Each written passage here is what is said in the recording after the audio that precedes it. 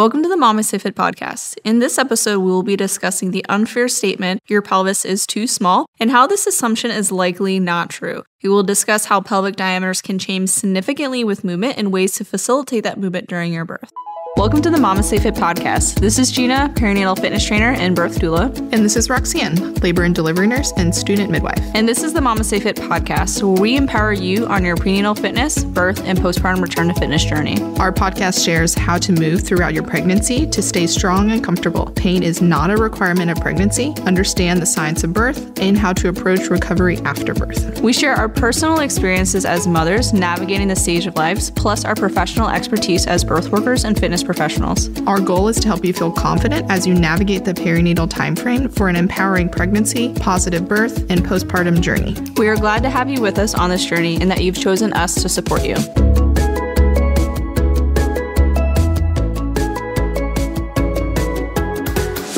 Welcome to the MamasteFit podcast. In this episode, we are going to be breaking down the statement, your pelvis is too small, and explaining what adequate pelvis even means. Usually I see these statements thrown around for my clients who are wanting a VBAC or a vaginal birth after cesarean birth by their provider. In some situations, I can understand why the provider may make this assumption. Their last labor was an arrest or pause or stall of labor where the labor progress seemed to stop. So the assumption here is that the pelvis is just too small for baby to pass through, which can be referred to as CPD. Roxanne, can you explain CPD and why this is a common, although inaccurate diagnosis?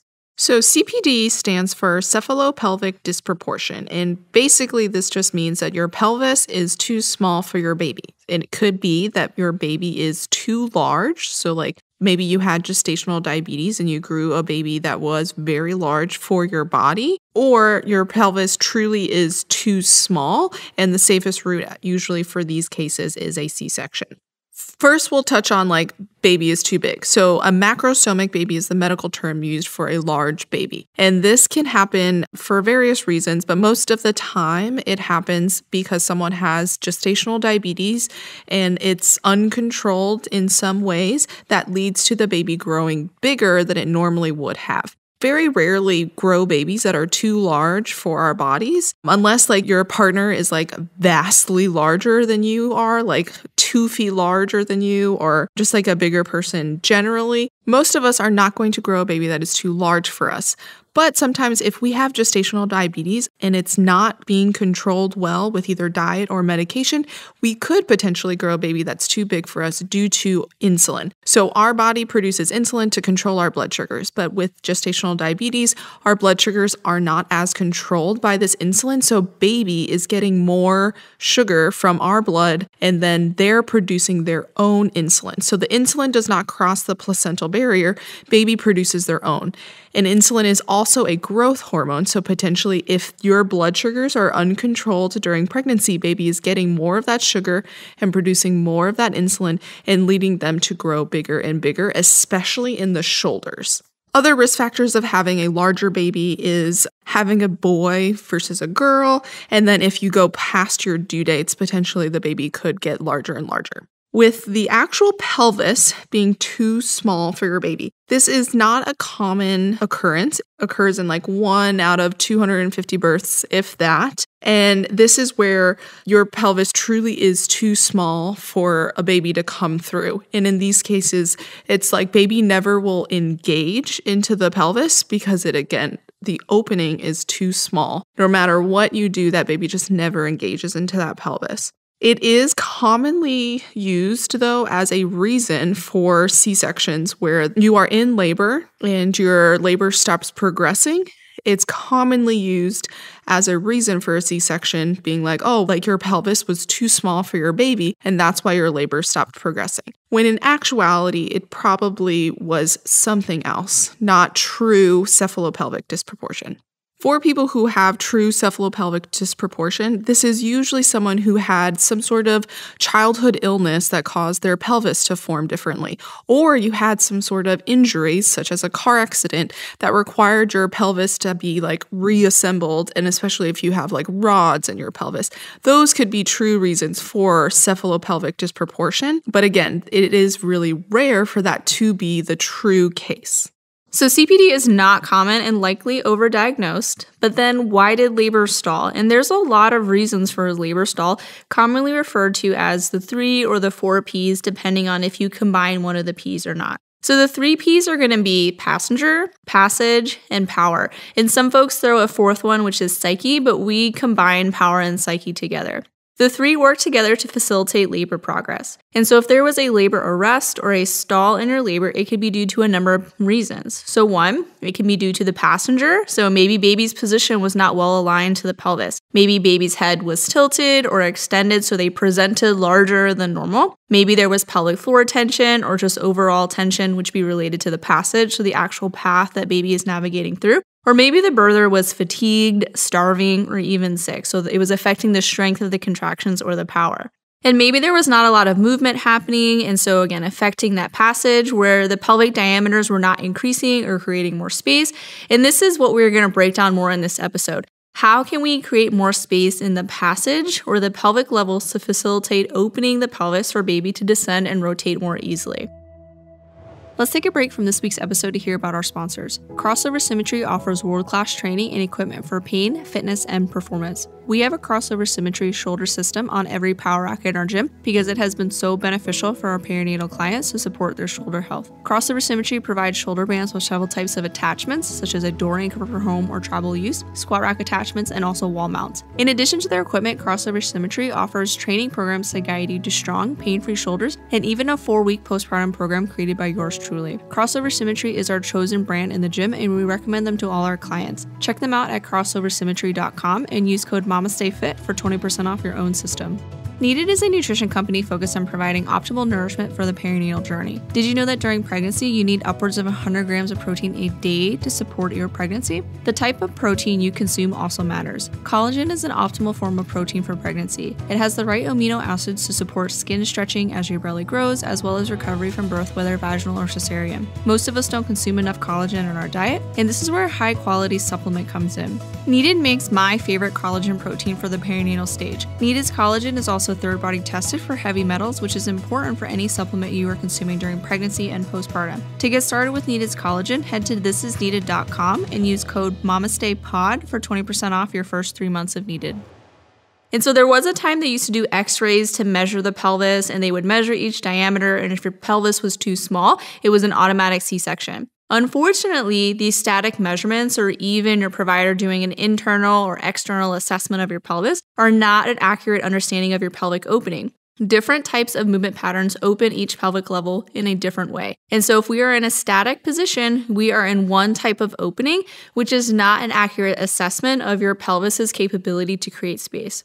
Throughout pregnancy, we have an increase in the hormone relaxin that increases joint laxity, or in some cases, throughout pregnancy, we have an increase in the hormone relaxin that increases joint laxity, or it increases how much that joint can move. This relaxin results in greater displacement of the pelvic girdle joints, and there are studies that look at pelvic displacement during pregnancy, and it's significant compared to outside of pregnancy. And we want this displacement to happen, or this increase in space to happen, because human babies have big old heads. And speaking of big heads, if your baby's head is measuring in a high percentile, it is okay. Roxanne and I both have given birth to babies with 99th percentile head sizes.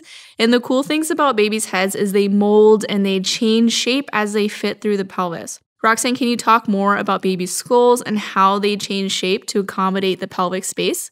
So babies' cranial bones are not fully fused yet like ours are. So their bones can overlap one another and move and adjust as they're navigating through the pelvis. And this is the reason that they're not fused is, one, to allow for their head to grow as they're getting bigger, but to also accommodate the pelvis. So a baby's head is not the same size that it will be when it comes out of the pelvis as it will be like the next day. And that's why babies a lot of the time will have like cone heads, because they were adjusting to the pelvis and the room that was available to them with their bones. But the different portions of the head move differently.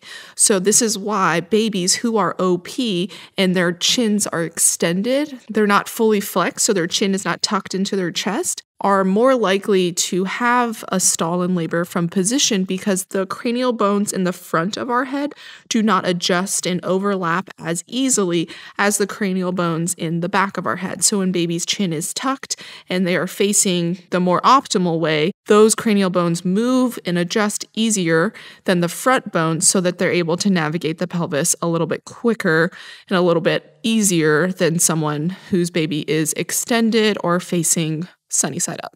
So the other thing that we're going to look for is the circumference of the baby's presenting portion of their head. So if a baby's chin is extended, a larger circumference and a larger area of their head is trying to present into the pelvis, whereas when their chin is tucked into their chest, it is a smaller portion of their head. And again, those bones are going to mold easier than when their chin is extended.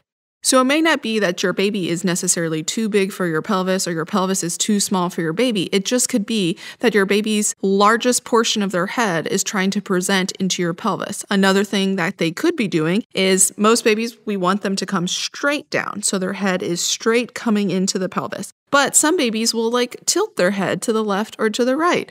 And then this causes, again, a larger portion of their head is trying to present into a pelvis. This is almost like a toddler trying to jam a square that is tilted into a diamond into the square hole. No matter how many times you try to jam that diamond-shaped square into the square hole, it's not going to fit until they turn the square, and then it will fit. So if your baby has a big head, it's okay. Our babies all have gigantic heads and they still have maintained a large head size even until now. Whenever we go to our pediatrician appointment, their heads are always off the chart. It was a poor mating choice on our part to marry men with giant heads, but we did it and they came out just fine.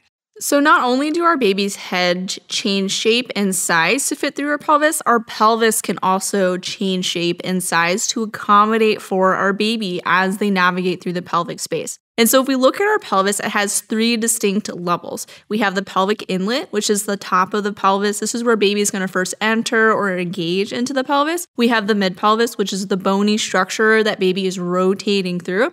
And then we have the pelvic outlet, which is the bottom of the pelvis where baby's actually going to extend their head underneath the pubic arch to be born. Each pelvic level opens with different types of movements, and there is no one movement that opens the entire pelvis. So if someone says, spread your knees really wide to make space for a baby, or do this to open your pelvis, I would ask them, which part am I trying to open? And so the inlet of the pelvis, or the top part of the pelvis, is going to open more with external rotation of the femurs, or knees out, ankles in, or think deep squat type movements. So things where the knees are moving away from midline is going to be opening the top of the pelvis from side to side. Now, we also want the front to the back of the pelvis to open more, and this is where a posterior pelvic tilt, or tucking the butt underneath, is going to create more space from the front to the back of that pelvic inlet. The reason why is when we have this posterior pelvic tilt, or think tucking your butt underneath, or rounding or flattening your low back, this is moving the sacral promontory, which is the junction between the lumbar spine and the sacrum, or the junction between your low back and your pelvis. It's going to move it backwards, and so it's going to create more space from the front to the back of the pelvis. And so external rotation of the femurs, or wide knees, open hip positions, are going to create more space side to side in the top of the pelvis, and tucking the butt underneath, or that posterior pelvic tilt, is going to create more space front to back. In addition to the posterior pelvic tilt, an anterior pelvic tilt, or going the opposite, so we're arching in the back or poking the butt out, is going to change the pelvic brim angle, which can sometimes make it easier for baby to enter into the pelvis. In addition, an anterior pelvic tilt makes it easier to find external rotation. So having that slight arch can sometimes make it easier for you to find a deeper external rotation with the femurs, which can create more space in the top of the pelvis. And so that might be a little bit confusing because both the posterior pelvic tilt and an anterior pelvic tilt are opening the top of the pelvis. And so ideally what we're looking for is kind of this pelvic tilting type movement. So you're tucking the butt underneath, and then you're moving forward to find a little bit more arch and rounding in the back, because baby is going to be kind of wiggling and rocking through the pelvis. And so lots of movement is going to be really helpful here. So top of the pelvis, we're looking for movements like deep squats, forward and backward rocking type movements where we're rounding in the back and arching, pelvic tilting. And so those are the movements that are going to help create more space in the top of the pelvis. And typically this is movements that are usually recommended for birth. So squats are usually recommended, spreading your knees super wide, or all movements that are very common for quote unquote opening the pelvis. And what's great is those movements are also easy to find during pregnancy because they're common postural tendencies. So a lot of us tend to live in more external rotation and more of that anterior pelvic tilt or arching in our back because these are really comfortable for us. These are common postural tendencies outside of pregnancy, and they become a little bit more exaggerated during pregnancy as well. So finding external rotation, anterior pelvic tilt, easy to find. And so when it comes to the top of the pelvis, if you're thinking like, what kind of movements can I do during pregnancy to prepare to open this pelvic level, we want to focus more on that posterior pelvic tilt. So focusing on making that easier to find. And we can do that by like releasing in the lat, so your back muscles, also releasing on the front side of the legs. That's going to help you find that more rounded position.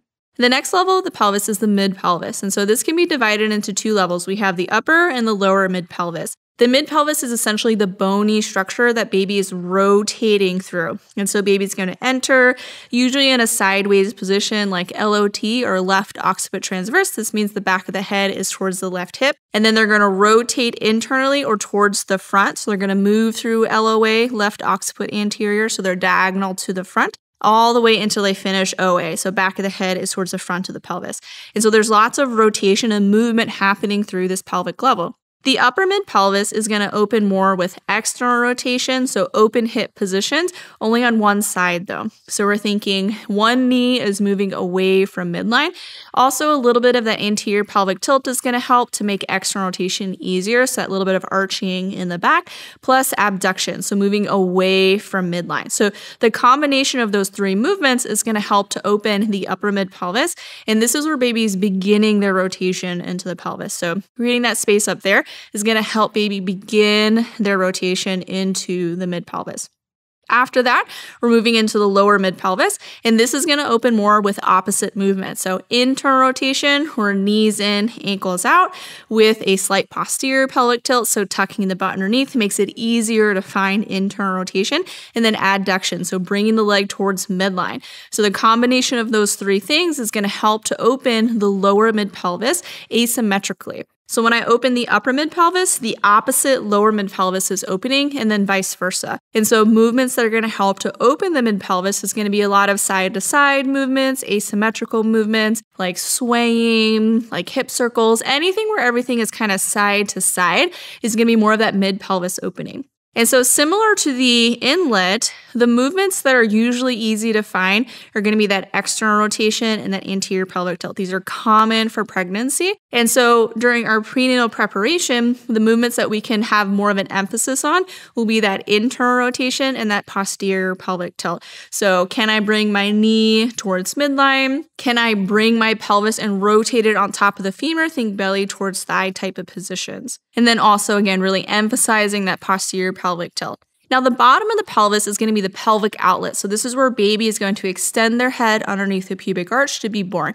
Typically with the pelvic outlet, we are pushing, we're seeing some baby, we might see some hair, and then baby is going to begin to crown and they be born, and then they're going to rotate their shoulders through the pelvis as they finish their birth. The pelvic outlet is going to open more with internal rotation of the femurs. And so knees in, ankles out bilaterally on both sides. In addition, remembering that posterior pelvic tilt makes it easier to find internal rotation, a slight posterior pelvic tilt can help create more space in the bottom of the pelvis as well because it makes it easier to find internal rotation. Now, we're not trying to find a complete tuck underneath, and we're not trying to do the opposite of inlet opening, which is sometimes a common misunderstanding as well. If a posterior pelvic tilt creates more space in the inlet, then an anterior pelvic tilt must create more space in the outlet. And that's not necessarily true because the pelvic inlet has a sacral promontory that we're trying to move out of the way, while the pelvic outlet does not have that. And a slight posterior pelvic tilt makes it easier to find internal rotation, which is going to influence that pelvic space a whole lot more. And so if we want to focus on creating more space in the outlet and we want to focus on creating more space front to back, we just want to make sure that there's space for the sacrum to move. So ideally not being flat on our back, maybe slightly tilted, sideline, or an upright position can help to accommodate that opening from front to back within the pelvic outlet. And so similar to the other pelvic levels, the movements that we want to focus on during our prenatal preparation are going to be that internal rotation in addition to that slight posterior pelvic tilt. And so things that are going to help with that internal rotation are going to be like your hamstrings and adductor strengthening because that helps pull the pelvis into internal rotation, and then also releasing in those lats and those hip flexors. When trying to open the pelvis, we may experience a stall if specific movement patterns are more difficult to achieve, which is more likely with internal rotation aspect of opening the lower half of the pelvis. We tend to favor external rotation during pregnancy, which opens more of the top half of the pelvis, and this can result in a tighter posterior pelvic floor, lengthened hamstrings, and adductors. And so we need the posterior pelvic floor to stretch and the hamstrings and adductor to shorten to bring the pelvis into internal rotation and open the lower half of the pelvis. So like I was saying, if I had to pick one movement to use to prepare for birth, I would focus on something that emphasizes internal rotation. You may hear do all the squats to prep for birth, but I would say do all the hinges and internally rotated lunges and staggered stance movements because this is probably more helpful for birth preparation and preventing those late labor stalls. So during your pregnancy, you can focus on incorporating movements like these to support birth preparation.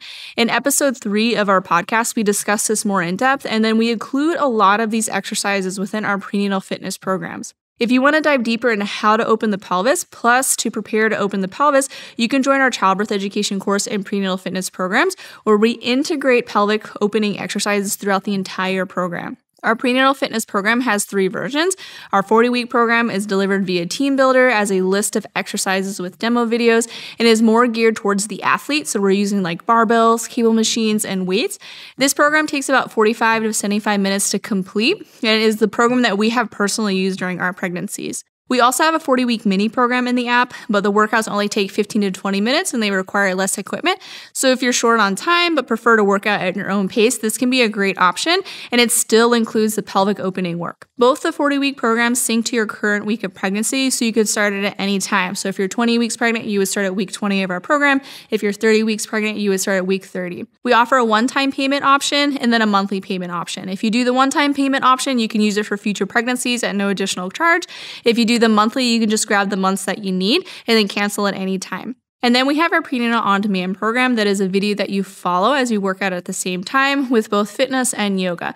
This is synced to your trimester and also has an ebook that you can follow for more workouts. So we want to open the pelvis for birth, but which level do we want to open and how do you know which position is best? Roxanne, can you explain fetal station or how someone might know where their baby is within the pelvis? So fetal station is how high or low within the pelvis that baby is. And it's based off of these bones called the ischial spines. That's kind of like the middle portion of your pelvis.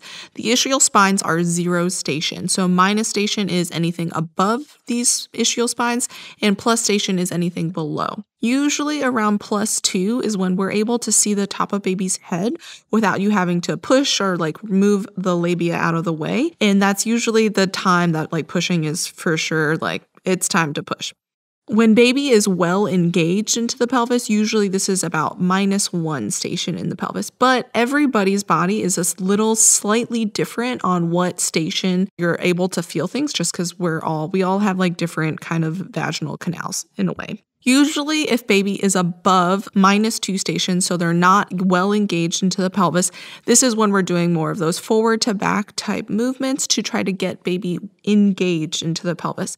So we can tell when baby needs to engage based off the intuitive movements that you're doing, which is like forward and backwards or like tucking like the butt underneath to try to make more room for baby to engage into the pelvis, or by doing a cervical exam and seeing that baby is -2 or above. When baby's in that mid-pelvis, this is when we're going to see those more asymmetrical type movements. So like side lunges or just lunges really in general, or anything where you're like shifting in the hips side to side. Those would be signs to me that your baby is probably in the mid-pelvis. And if I did a cervical exam, it would be -1 to +1 station of the baby would be like a confirmation that, yep, baby's in the mid-pelvis. You're slowly shifting to kind of shimmy baby through that middle portion of your pelvis. And then when baby is in the outlet, this is +2 and below. So normally we can just kind of see the top of baby's head at +2 and we're like, yep, that baby's +2. But sometimes internal rotation of the femurs is beneficial to make more room in that outlet. So you might start noticing that you're like intuitively kind of bringing your knees together and also bearing down usually at this point, especially if you do not yet have an epidural. So how can you tell where baby is in the pelvis? Because that's what's going to help you determine what type of movements to do. First is going to be that cervical or vaginal exam to look at where baby is in relation to that ischial spine.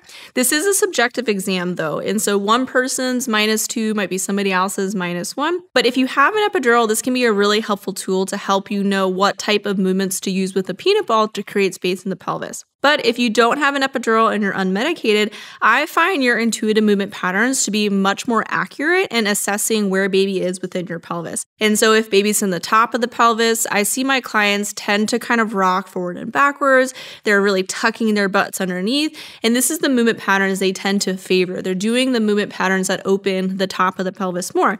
And so this is a clue for me that baby is still trying to engage into the pelvis. And so as a birth worker, I am not trying to interrupt somebody's labor because I know where their baby is and that I know better than them. Like, you know what's best with you and your baby and with your own personal labor. And based on my experience as a birth worker, I can enhance the movements that you're doing. Or if you're feeling stuck, I can give you recommendations based on the movement that you're doing. But I'm never going to interrupt somebody and tell them to get into a specific movement because I know better than them by any means, because you know best about your own birth. If baby is engaged and rotating through the mid-pelvis, I tend to see my clients start to sway more side to side during their contractions. And so they're doing lots of hip circles, lots of swaying. Everything becomes very asymmetrical all of a sudden. And that's my big clue that baby has engaged into the pelvis. For some folks, you will start labor with baby already engaged. So you'll kind of skip the whole inlet portion of the pelvis. And being at a certain phase of labor is not associated with a certain pelvic level either. So inlet is not early labor. Mid-pelvis is not active labor. So you can start your labor in the mid-pelvis. You can do the majority of your labor in the inlet and the baby flies through the mid-pelvis and then you're pushing. So there's not a specific pelvic level associated with a certain phase of labor. When my clients' babies are starting to get really low and they're starting to feel that pressure and they're getting ready to start pushing, they start to really favor shifting their weight into one leg repeatedly because your stance leg is the leg that we tend to internally rotate. So when you put weight into one leg, that femur comes into internal rotation. And so that's creating that space in the bottom of the pelvis. And so I'll see folks kind of repeatedly rock into that one leg over and over again, or they're doing this like quarter squat movement pattern. And then they're also feeling that pressure as well. And so those are all big clues to me that like baby's about to be born or they're about to start pushing. And so you can use a cervical exam to see baby station, but I find paying attention to how you're moving as a clue to where baby is within the pelvis tends to be more accurate for my unmedicated clients. But cervical exams are still a tool that's available to you to kind of confirm things as well. And so when we see the intuitive movement pattern, we can just match that movement pattern to a pelvic level, and that's how we can know where baby is within the pelvis. And so is your pelvis too small? Not likely. If you've had a previous labor stall that may have led to more interventions or even a cesarean birth, it doesn't mean that your pelvis is too small. There's a lot that can contribute towards a labor stall. It can be related to the passenger, so your baby's position. Was your baby's head aligned to the pelvic level? Because each pelvic level has a different shape, and your baby's head has a particular shape as well. And so if your baby's head was not well aligned to the pelvic level they were trying to navigate, they may not fit through that space. So going back to Roxanne's analogy with your toddler trying to put a square peg through a square hole, they're meant to fit together, but if it's not well aligned, then the square peg is not going to go through that square hole. And so that's similar to our baby. So if our baby was in a position that was not allowing them to fit through that pelvic level, it's probably going to cause a labor stall. The next thing is going to be, how was your baby's head positioned as well? Were they chin tucked? Did they have a flexed chin position, which is going to present smaller to the pelvic opening, and those bones are going to mold and fold much easier? Was their head tilted? Were they extended or deflexed? So they were presenting much larger to the pelvis? Those are going to be things that may contribute towards a labor stall that don't mean that your pelvis is too small or even that your baby is too big. This is something that's known as relative CPD, which means baby is not too big, but they are presenting too large. In addition to the passenger, it can be related to power. So how strong were your contractions? Were you super tired? Were you starving? Were you dehydrated? Or were you starting to get sick? Was there someone in your space that was causing you to be stressed out? So those are all going to be things that are going to affect how strong our contractions can be. Think about labor being a marathon. We want to fuel and nourish ourselves during our labors. And so if you haven't eaten in 2 days, if you're barely drinking water, like those are going to affect how strong your uterine contractions can be. If you're super fatigued, like that can also affect how strong your uterine contractions can be. And then if you do start getting sick or there's kind of a decline in your health, that can affect uterine contractions as well. And then if there was someone in your space that was stressing you out, how we feel during our labors can influence our uterine contractions as well. So oxytocin is our love hormone. It is what helps cause those uterine contractions. But oxytocin is not going to be released if we're scared or fearful. Our body is going to release more stress hormones that is going to kind of inhibit the release of oxytocin. And so it's really important that in the space we're in, we feel safe and supported, that we have as minimal tension as possible to really allow the most oxytocin to flow. And so if there's someone in your space that's stressing you out, just ask them to leave. Have somebody else in your room that's kind of your bodyguard to kind of kick out people that are bringing in stress for you. And that might include just kind of going into a dark room with your partner and just being the two of you together. Like if you're in a hospital, like maybe just go into the bathroom, the two of you, and just kind of hug and just know that your partner is there to help support you and keep you safe. And then the last thing that can contribute towards that labor stall is that passage. So the path that baby is actually navigating through. Are you moving in a way that's helping to support opening the pelvis? And are we opening the correct pelvic level? And so if you have that intuitive movement pattern, just go by what you feel is right, what feels good for you. More intense doesn't mean better. We want to kind of go to a point that we still feel like we can release and relax into our contractions that feel good for us. And you'll kind of know, like if you get into a position that just doesn't feel right, get out of it. Like just know that you know your labor best. And you're the one that's the most connected to your labor experience. And so we want to move in a way that's opening the pelvic level that our baby is currently navigating. Again, those intuitive movement patterns or a cervical exam to know baby's station are going to be really helpful to know what type of movements to do. So no, your pelvis is probably not too small. It's unfair if anyone ever tells you that or makes you second guess that your pelvis is not adequate to give birth the way that you want. And hopefully you have a better idea on how to support your own birth preparation and birth after listening to this podcast. So us as birth workers, one thing that we can do is educate ourselves more on labor stalls, labor positions that we can utilize to help prevent labor stalls or treat labor stalls if they occur. And one of the ways that we can do it is position changes, knowing ways to put people in different positions to help baby adjust into a more optimal position. And that is what we do in our birth workers course is we break down pelvic biomechanics and labor stalls and how we can address labor stalls to prevent potentially stalled labors that could lead to either C-section or other interventions that maybe your client or patient weren't wanting.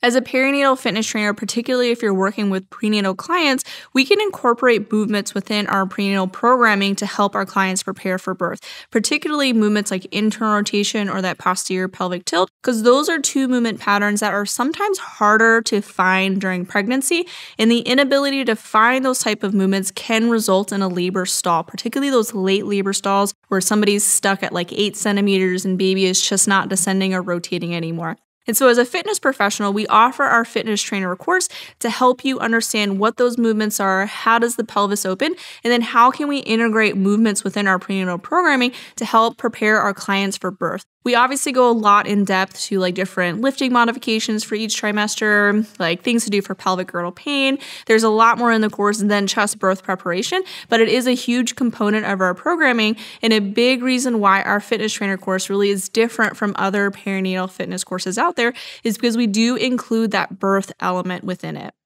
So thank you for joining us today and listening to this episode. If you want more support throughout your pregnancy, join our prenatal fitness programs and childbirth education courses. If you need more support after birth, join our postpartum fitness programs and education courses. If you're a professional, we offer birth worker and fitness training courses so you can learn from us while also earning CEUs. Explore all of our courses on our website at MamasteFit.com. If you enjoyed this episode, please follow our podcast to be notified when we release new episodes. Leave a review, share with your friends, families. We release new episodes every Wednesday and new birth stories every Friday. This podcast is sponsored by Needed, a nutrition company focused on optimal nourishment for your perinatal journey, and Crossover Symmetry, world-class training and equipment for pain, fitness, and performance. Use code MamastePod for 20% off your first Needed order and code MamasteFit for 20% off your own Crossover Symmetry shoulder system. See you next week.